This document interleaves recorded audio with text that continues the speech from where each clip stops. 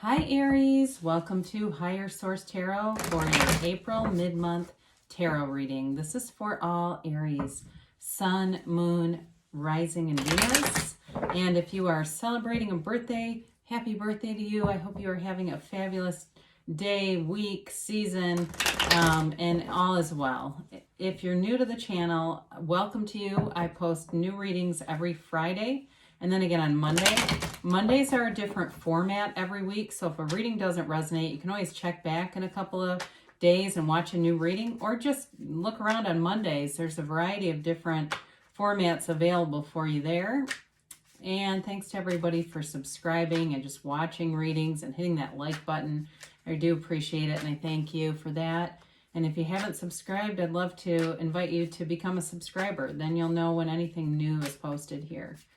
All right, let's begin and get the guidance for Aries, Sun, Moon, Rising, and Venus. What does Aries need to know, please? What messages do you have for Aries? Okay. So we'll begin with the tarot. We'll do the angel answers oracles. And I think we're going to do a Louise Hay, a message from Louise today too. You begin here with the Empress. This is your current situation. The immediate influence, interesting, is the Emperor. Whoa, that doesn't happen often. Now your destiny, don't let that scare you off, is the Five of Pentacles. The distant past, you've got the Page of Wands. The more immediate past, you have the Two of Wands. The immediate future, you have the the Wheel of Fortune. You're represented here, though, by the Seven of Swords. What's up with that, Aries? And the person or situation you're dealing with is the Nine of Swords. You've got the Moon here as your hopes and fears. You got the Three of Cups in the outcome. Then the bottom of the deck, you have the Sun and the Two of Pentacles. Well, I feel like they're trying to tell you to, that anything is possible. Anything is possible with this. So open up to it, because the Two of Pentacles can be a bit of an indecisive energy. Sometimes it really is analysis paralysis, and it's just too much thinking. Although it is easy going. I mean, it's not like the Two of Swords or something that's really rigid, but it can be a little bit of a roller coaster ride. So I feel like too, you might be in a very busy place in your life, but it's bringing in opportunities. So as long as it's fun to you, keep doing it. If it's getting stressful, it's time to turn in a new direction, because the Sun brings in pure positivity. It is a new lease on life. It's victory, it's success. And they're trying to tell you that this is available to you, that standing in the sunlight of the Spirit is where you belong, Aries. And so you're here as this divine being. And when you resonate with that, when you connect with that, all material things will be available to you. There will be no lack consciousness or shortage consciousness here. So there's a little bit with these two swords here, a little bit of insecurity here about something, and it feels like it's coming from your end of things, but I feel like they're trying to tell you, elevate yourself. The Sun, it's this androgynous child commanding this gigantic horse. It represents honesty, purity, but also self-mastery and self-acceptance. So know yourself, know your worth here, because you are worth every ounce of love in the world, every material thing you could ever desire, and really this easygoing experience here. So you have really a 5 major arcana. You've got Aries here. You've got Pisces, you've got Leo, and you've got Earth in general and the Empress. You also have here Air, Gemini, Libra, Aquarius, Fire, Aries, Leo, Sag, and Water. Pisces, Cancer, Scorpio. So you've got the couple, and it's just crazy when this stuff happens to me, because, with this, and even as we look at this, I do feel like you've got some kind of a relationship that is really evolving beautifully here. But with the Emperor and the Empress, it may be somebody who's not your usual type. They're opposites. Where the Emperor is kind of uptight and persnickety and wants everything in a particular way, the Empress is the kind of person who would drive on a flat tire, wouldn't care, just wouldn't be bothered by it. Be like, oh yeah, I got a flat. Just very easygoing energy. And that's why they work together, because the Empress kind of calms the Emperor down, soothes the Emperor. They're the mother and father of the tarot, though. So if somebody here, I do feel like too, when I look at this and even the Sun, if you're trying to have a baby, I feel like there's like rejoicing around a family, around fertility, anything like that for you. And that might only be for a couple of people here, but the Empress is perpetually pregnant. She's ruled by Venus. She's ruled by love. And so it's this beautiful coupling. Now the Emperor is wealthy. So the Empress just kind of does her own thing and has fun, and new growth and love is all around her. She's got a vibrant energy. She attracts people because she's so warm and loving, whereas the Emperor is more of a protective energy. So I do feel like there's this sort of protective energy around a relationship. So if it's a new relationship, you'll have each other's backs. This is not, even though she's easygoing, she's not going to turn on him. You know what I mean? It's reciprocal. Even though they're different types of energy, they're bonded by love. And so with this, and both, protective in terms of their family. So I do feel like you've got a relationship that's built on integrity and honesty, but there's fun here too. There's decadence, because where the Emperor is quite wealthy, the Empress loves, even though she's pregnant, she does represent things like indulgence and wine and food and that sort of thing. Not telling anyone to drink while they're pregnant, but that's part of what she represents, is that sort of indulgent kind of lifestyle. So with this, it is a relationship where you have enough money to go do things, and you're upwardly mobile here too. I see that in terms of a career. You may have a big change coming, but it brings in money.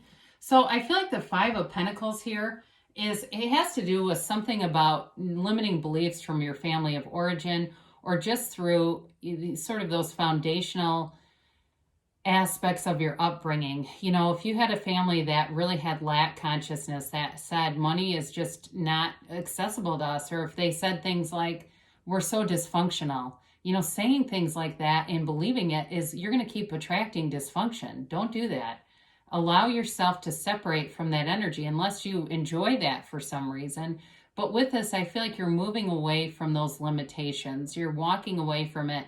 And you may find you don't have much contact with some of the people from your past who live that way. And there might be a little bit of remorse around it, kind of this sense of uncertainty in a way. It's like guilt kind of, but it's also knowing that you want more in your life than those. It's this constricted energy, really. And so with the Five of Pentacles, it's definitely a change on your life path. So if you were born into a situation that you feel is restrictive or limiting in some way, you're walking away from that, and you're building a life that has the ability to expand and to allow you to really become anything, because you're the initiator of the zodiac. So you're the one that gets everything started. You're not afraid to take chances. And that's how you make gains. If you don't take any chances, you're just going to keep getting the same thing. So in the distant past, you've got the Page of Wands, definitely a card of initiating and very charismatic energy. So again, you might have met someone who really was taken by you. They found you to be fun and uplifting and funny. You also might be the person who got a lot of people through the pandemic when it was a year ago and people were so depressed, making people laugh and being kind of like that, the one that doesn't give up, because Aries does not give up. Aries goes where other signs can't. And so it's that looking at things, if it's at work, finding solutions to things, taking action to keep a business going or a work environment going. It's a very inspirational kind of energy. Now, the Two of Wands is continued success, but it's wanting more success. So for some of you, if you're waiting on a reconciliation and you feel like, yeah, my soulmate isn't here and that's what brings me sadness, they're here. They're coming back around. I do see that with the Three of Cups. And there's an energy between you and whoever this person is that's undeniable. It's unbreakable. And so if you're apart from each other, you're not really. You're still connected. So you may be, looking at your life and you've got the Two of Pentacles here too, where it's, again, that evaluation kind of energy. But with this two, you're going to take some action, and it's the action that brings in more for you. So the Wheel of Fortune is always spinning in your favor. You love to see this here. You got a lot of very positive cards in the upcoming future. And so with the Wheel of Fortune, this is very high vibrational stuff. I feel like somebody here has really been doing some things with their physical body that brings them so much more energy. There's vitality here. There's vigor. There's this renewal here. And you feel awesome. And that's that feedback of high vibration. when you don't feel awesome, your vibration is not high, you know, and you can hardly get out of bed in the morning. This is high vibrational stuff. It's like almost can't sit still to me. Like there's this urgency about it in a way, like want to be doing things, but it's fun. It's not like manic energy. It's just like I feel this, like I said, urgency about it in a way. This also can be money coming in from unexpected places. So I do feel like money is good again. You keep getting that. And you may find that you start to see a bit of money accruing, you know, because you've had this so consistently. It's like, yeah, money is available to you. And honestly, money's just a frequency. Anybody can get on it. So there's lots of fun games. I used to play a game that Abraham Hicks teaches about carrying $100 bill in your wallet and going around and virtually or invisibly spending it. So you don't actually spend it, but you just look at all the things. I swear to God, that increased my money. The other thing I did was I wrote an 8 on a piece of paper. I forget who taught that one. I don't know. I started getting a lot of money around that time, and it was fun. So there are things that you could be doing they're fun, though. That's the thing about the Wheel of Fortune. It's like you're having fun in the meantime. I mean, that's kind of like going to a casino and winning a big jackpot. So you've got this sneaky little 7 of Swords as you. What are you hiding, Aries? You know, with this, though, with the proper precautions, it can be avoided. So some of you may feel the need to conceal something. I don't know why the hell I'm seeing cookies in a car. I don't know if you're on some kind of a fitness thing and you feel like people shouldn't see what you're actually doing. I don't know. But it's weird. It's like an odd energy in this reading. And I don't know, too, if it's something about you where it's just an insecurity and that's what they're trying to say. Put the swords down, because this is not well thought out energy. You know, he's cutting himself up with these swords and he's making off with it, but nobody's even chasing him, right? They don't even care. So with the 7 of Swords, I think the most important thing with this is the message of, you know, what we do in the privacy of our own company. That's what really changes our life. What goes on in the privacy of my mind is what really is the thing to be looking at here. So if you're sitting in meetings and having negative thoughts about people, be aware of it, because that does create your mood and over time your personality and what you manifest. So we've got to get rid of this energy, whatever it's about. If there's something that makes you feel a little insecure, everything is you pushed out. So you're not going to manifest anything that you don't believe. So the situation you've got here is the 9 of Swords. And so with this, I do feel for reconciliation, people, whoever you're separated from misses you, and they have not been doing great. And I don't care what they put on social media. In fact, the more that you see people posting tons of selfies, wait until they're in a relationship. Those selfies, stop. You don't see it anymore because they're happy. So it doesn't matter if they're putting on a front, they definitely miss you and they do want a reconciliation, and it brings them a little bit of fear. Like I feel like they're concerned that you're going to go off with somebody else.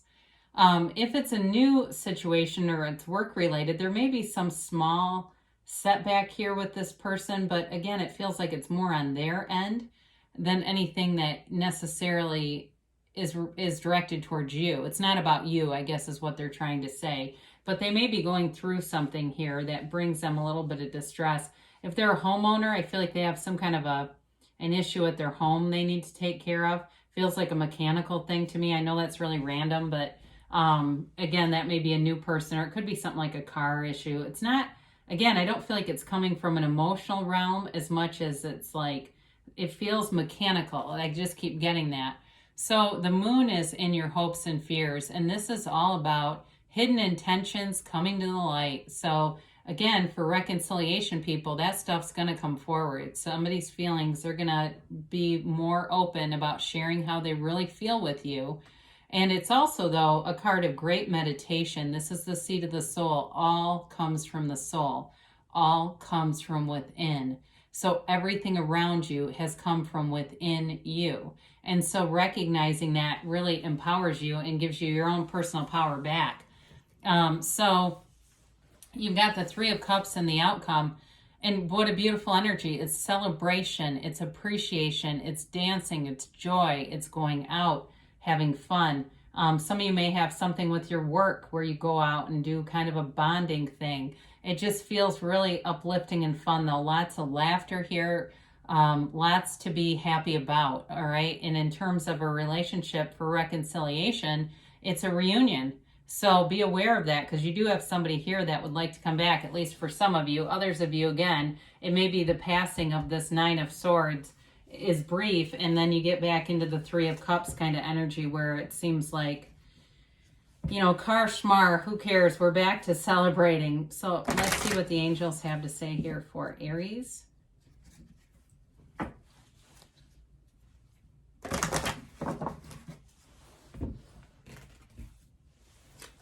And a timeline here for Aries.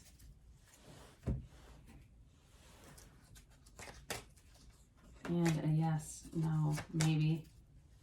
All right, so you have ask for help from others, all right? So if there's something stressful here, don't be afraid to put it out there, because sometimes you can be a little too independent where you just like to take care of stuff on your own, because you have helpful people. So there are people here, especially with the Emperor and the Empress, who do want to help you.